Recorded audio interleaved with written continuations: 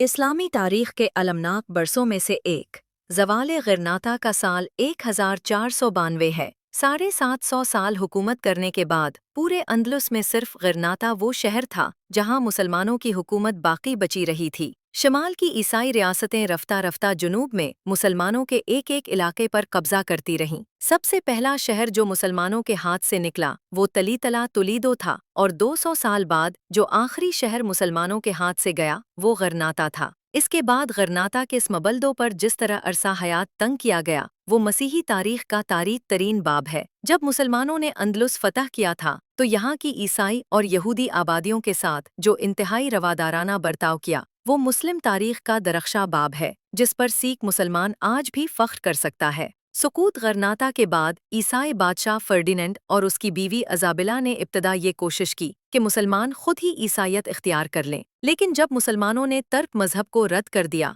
तो मुख्तलिफ मौक़े पर मुख्तलिफ कवानीन शहरियत बनाकर मुसलमानों को स्पेन से मिटा दिया गया। 1499 में पहला शाही फरमान ये आया कि जो मुसलमान ईसाइयत कबूल नहीं करता उसे स्पेन से निकल जाना होगा। लिहाजा मुसलमानों की जमीयतें शुमाली अफ्रीका की तरफ हिजरत पर मजबूर हुईं। ये पुरअमन हिजरत नहीं थी। तूल तवील रास्तों में मुहाजिरीन के ये काफले लूट लिए जाते, मुज़ाहमत की सूरत में कत्ले आम हो जाता। जो लोग लूट मार और कत्लो गारतगरी से बच जाते वो मौसम के शदायद, भूख प्यास और बीमारियों से मर जाते। स्पेन से सिर्फ मुसलमानों को ही बेदखल नहीं किया गया बल्कि ये हुक्म यहूदियों के लिए भी था। यहूदी चूंकि अंदलुस के मुआशरे का सबसे मुतमव्विल तबका थे, लिहाजा उन्होंने तिजारती कश्तियों पर इज्तिमाई नकल मकानी की और यूरोपी मौज़मे मिदान में के 200,000 निल्यापे पर गया लिहाजा उन्होंने तिजारती के कश्तियों पर इजदरत गया वो मुसलमानों पे मुदलता कर दिया। यह वो उनके कैसत तक आगेत में उन बुहा पूरे भर ममालिक की तरफ चले गए।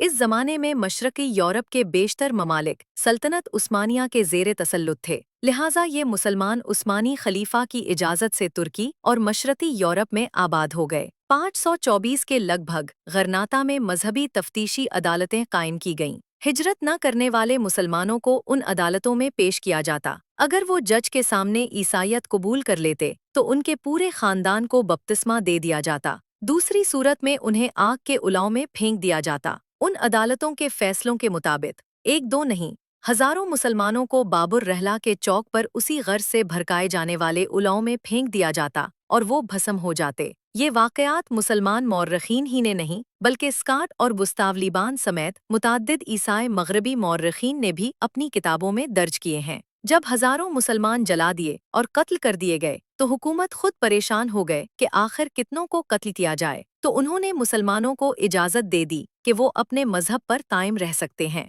मगर उन्हें मजहबी टैक्स अदा करना पड़ेगा। सालाना बुनियादों पर लगाया जाने वाला ये बहुत भारी टैक्स था जिसे तबका उमरा ही बर्दाश्त कर सकता था। वो स्पेनी मुसलमान जिन्होंने हिजरत नहीं की, मजहबी अदालतों के कत्लेआम से बचने के लिए ईसाइयत तो कबूल कर ली लेकिन दरपर्दा मुसलमान ही रहे। वो घर में अहमद अब